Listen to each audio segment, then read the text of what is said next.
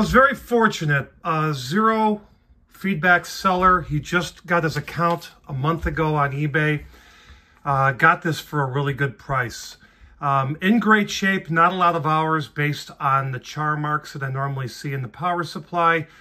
And interestingly enough, the biasing was almost dead on, which I presume usually would indicate that this probably hasn't had a heck of a lot of hours, because I've noticed my receivers that have the most hours usually are off by the most. And I let this burn in for a while before adjusting it. It was only about 1.5 millivolts off, which isn't bad.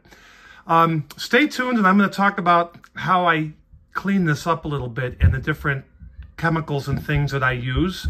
A YouTube person had asked if I could talk about that. Okay, I'm going to walk through what I do to clean up a vintage receiver. One of my viewers on YouTube had asked if I could maybe share some tips, and I take it as a great compliment, so this may be a little bit longer video. First of all, always turn the power off or unplug whatever you're working on. I'd say unplug it because you may have live power near the power jacks.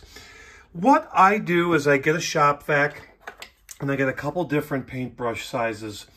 Hold the shop vac in where you are working in a nearby area and just gently brush all the dust. I'll sometimes spend 5 good minutes. I'll go up and down everywhere. I'll get down in like the small, hard to reach areas. I'm not one of those people that needs to make anything perfect, but sometimes I will grab a Q-tip if needed, and I'll put some Windex or some stuff on it, and I'll kind of dab it. But generally, if it's cleaned out, that's good enough for me. When cleaning, I go through a lot of this ammonia-based, I'm going to call it Windex, but it's window cleaner. Let me make a suggestion. Go to Dollar General, go to the Dollar Tree, go to the dollar store, get the stuff with ammonia.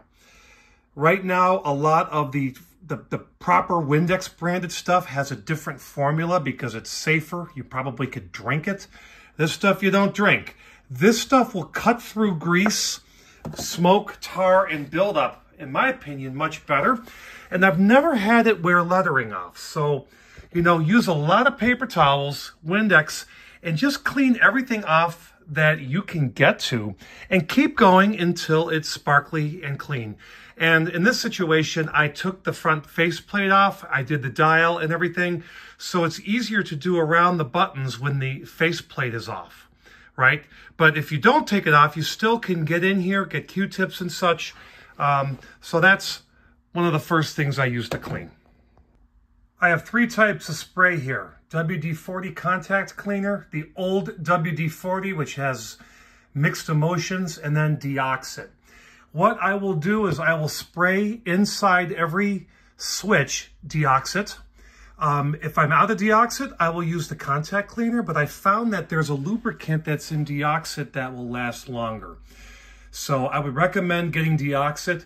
Sometimes what you do is you just turn your receiver up, spray down, it'll get in a little further. But when it comes to the potentiometers, you sometimes have to really dig in there and get to them, or you have to take the bottom off and get to them. But you want to spray as many potentiometers as possible, just so that you can get them cleaned up and get rid of the crackling noise, that sort of thing. Why do I have this middle WD-40? Because one of the tricks I have found, if you happen to have scratches, and this works on turntable covers too, if you happen to have scratches, put a little WD-40 on a paper towel and just rub it over anything that's plastic. It's not going to be the most effective if it's glass, but if it's plastic, run it over, give it a little bit of a dry. What's going to end up happening is it's going to get rid of any scratches and turn the white scratches into like a clear surface. I've never known this to turn anything yellow or make anything noticeable, but I use this on turntable covers, any plastics, anywhere that could use a little bit of a shine. So that's where these 3 come into play. Lighter fluid. If you have a sticker, if you have magic marker, if you have something that does not come off, first of all, be careful around your lettering. But you can use lighter fluid, and this will take most gum and guck off of any surface. It even will take it off of wood, but be careful. I use this though. This receiver had a sticker on the bottom. I used it to take it off. Sometimes you have like a Goodwill sticker that doesn't come off. You can use lighter fluid. Just put it on there, let it absorb into the sticker, and then pick it off with your fingernail. Acetone. If you have something gummed up or that you cannot get off with lighter fluid, and it's not near lettering, you can use a little bit of nail polish remover. This was my wife's. I took it from her. She probably doesn't know that I took it. This has a very strong smell, but this will usually get off anything that lighter fluid will not get off. I'd use this as a last resort. I've never really had a problem. However, I did have a Pioneer receiver where I did get, a Kenwood receiver where I did get the gunk off, but I took a little bit of lettering. So if you're going to use this, use it quick, use it in localized spots. But acetone will do a great job getting gunk off. That's been on the surface for a long time. Do you have a battery compartment in the back or a remote control that has contacts that are rusted from or corroded from leaky batteries? Get vinegar and get a Q-tip and put the vinegar on it. What'll happen is it will cause that blue and white gunk to fizz and to separate. So just keep using a Q-tip on those contacts until all of the battery acid is gone. And in most situations, all you need to do is sand the battery contact down a little bit and you're as good as new. I found this out very recently, and it's the best trick to get rid of battery acid. And this receiver didn't have that problem. There's no batteries in it, but a lot of these Technics from the 80s and some others will actually have battery compartments in the back, and almost all of them are corroded. I use vinegar all the time. Anytime you're working with a turntable, a reel-to-reel, or a tape deck, or something that has a rubberized part, get Rubber Renew. You can get this off of Amazon. I actually put this in an eyedropper bottle. You can also just dip a Q-tip in. You put this on any rubber roller, let it soak in. Sometimes you can clean using it, but let it soak in. What it's going to do is it's going to rejuvenate and give the rubber some pliability that it didn't have. It does not always fix bad rubber. If you have cracked rubber, it's not going to make the crack go away. It's also not going to fix rubber that is hard as a rock. But if you have rubber that's in good shape and you've got something that's 30, 40 years old, put Rubber Renew on it and put a lot of it on there because that's going to keep it going. And you can use it also on belts. If you don't want to replace a belt, put the Rubber Renew. It may or may not fix a broken belt, but if you have a good working belt, put the Rubber Renew on there. Pinch roller, put it on there. It will preserve it and you'll get more time. That's been my experience for almost 10 years now. For contacts on the back, and this one was not bad, I use Windex, the stuff with ammonia, and I'm very detailed and I clean as much dirt as I can off of all of it.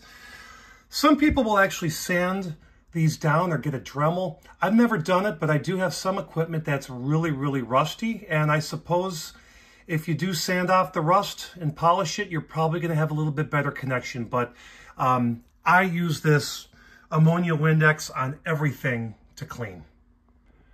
One final use for WD-40, if you have plastic connectors, things that sometimes can break, and these Technics connectors are pretty good. They usually don't give you a problem. I put WD-40 on anything that's plastic that could be brittle. What I find is it puts a little bit of oil back into it and it can keep things from breaking. So if you have the other type of terminals or spring terminals, sometimes they get brittle. I just spray a little bit of regular WD-40 on that. I also will put WD-40 on any other plastic pieces that could be brittle as well. Again, I use it for the dial, and I also use it for plastic pieces, and I find that it really does a good job lubricating and also kind of rejuvenating and keeping plastic parts from breaking. That's been my experience. Some people probably Don't want anything to do with WD-40, the regular stuff, but I use it for things like that. Finally, most of these receivers are a veneer. There's no question about it that this is a veneer. I still use regular furniture polish. It makes it gloss up a little bit. It gets the dirt off. It soaks in. It looks better. I've never had a finish peel for having too much of this stuff. So I will put this on over the course of several days, and I will keep going until the dirt is done. And you'll notice if you have someone who is a smoker, or if it's been in a dusty environment, your paper towels are going to be brown. They're going to be gray. You keep going until every spot is done. So that's just kind of a overview, and I know I didn't do it in action so much, but that's what I did to this SA-800, which was actually in pretty good shape to begin with, but it's had that full treatment.